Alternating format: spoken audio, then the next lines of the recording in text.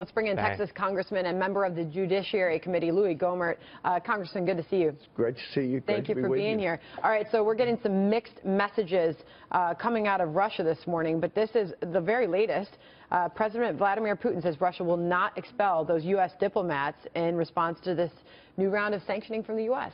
Well, you've heard the expression, hell hath no fury like a woman scorned. I think what we're seeing here is that hell hath no fury like a president scorned. You remember 2012, President Obama had the sweet overtures, the equivalent of a middle school note.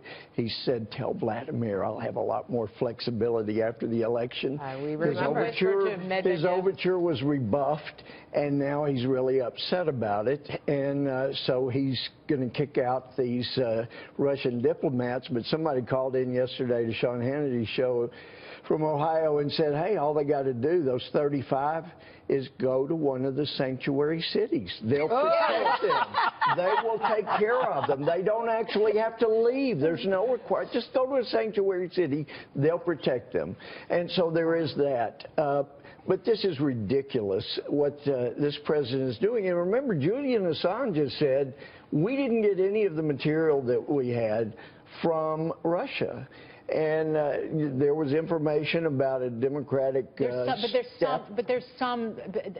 certainly people who believe that it came from Russia originally, and it just didn't come directly from Russia. Well, in terms of but they did hack. The Russians definitely directly hacked the DNC. But Dagan, I was reminded in my days as a felony judge. One of the prosecutors, because the defense attorneys, if they don't like the evidence that's come in, they go after the witness because they can't attack the evidence. And the line was, transactions in hell don't have angels for witnesses. Well, an honest person would not have been hacking in and finding all of this damaging evidence to the Democrats, showing they lied, showing they cheated. So we should punish any source that hacked in, but it doesn't change the fact that there's evidence of the Democrats lying, cheating, stealing the election from Bernie Sanders. But the Republicans and conservatives seem, rightfully so, very suspect about the timing of this. Many arguing that the sanctions, that this is a weak response. But you will agree, will you not, that Russia must pay? Russia respects power, it respects authority, and going into this new administration, do we need to get tough with Russia for this previous spying and everything else? Well, I think Donald Trump will be much rougher with Russia than this president has been. What has he done? I mean, we've been hearing that Russia's been hacking us, China's been hacking us, Iran, North Korea, and what was this president's response? He gave more control of the internet to our enemies. You remember when he turned over ICANN to the international community? But hold on, but Democrats are going to point out, that he's called, that Donald Trump has warmed up to Vladimir Putin, called him a friend, says he respects him as a leader.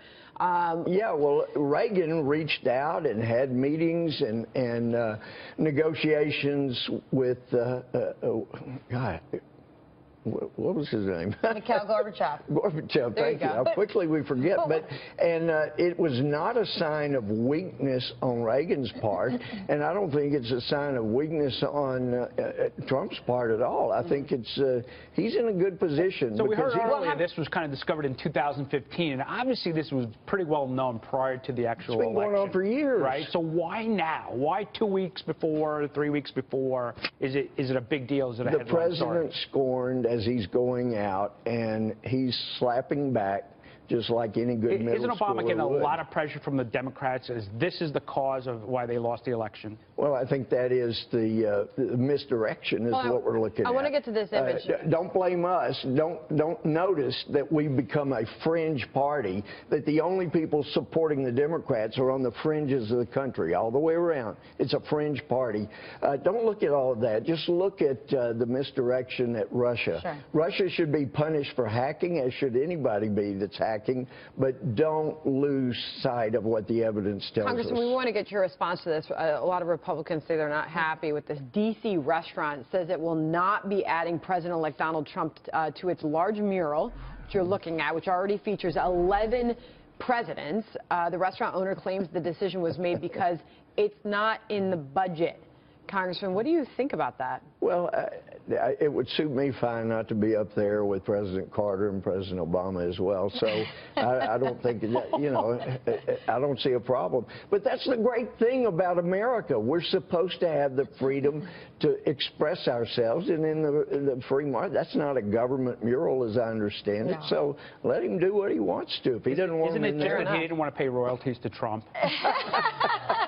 well, that's fine. But if I had a restaurant, I wouldn't want to paint a Democratic president that did as much damage as, say, Jimmy Carter did. Well, you also know that if Trump didn't like the actual painting, he'd tweet about it. So, How about a boycott? Yeah. Potentially There is that, and I was concerned about all his tweeting originally, but then you see, actually, it's a way to go straight to the people over the heads of the New York Times and the misinformation. I can't wait until some Democrats get in the way of, like, tax reform, cutting corporate taxes. He's going to be tweeting about them individually, saying, hey, constituents, you're about to get a pay raise. You're about to get more of your money back, and so-and-so's standing in the way of that. Well, I can't wait. I think that's what's going to happen. Megan, I think that's a lot more appropriate than this president's reaction to Boko Haram kidnapping and abusing the young girls. We start a hashtag campaign.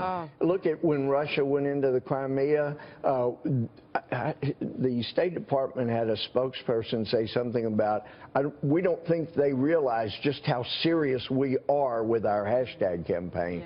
I mean, it's been a joke. So Trump does it domestically, fine. But it's a weak way to respond to international crises. I'm looking forward to January 20th. All right, the new year is coming. Congressman, yes, it is. Good of you to be here this morning. Good to see you. It's great to see you. Thanks for having me, Sandra. And thank you for the accent. I appreciate it. There is an accent? You're an A&M guy, right? Yes. Texas A&M? Texas A&M, yeah. A lot of people say, I saw your ring while you were picking your nose, but it's an old joke. I'm sorry. Yeah. My old track coach at LSU coaches down at A&M. Oh, yeah. The great coach, Pat Henry. LSU have had some... Yeah. Some exchanges. All right.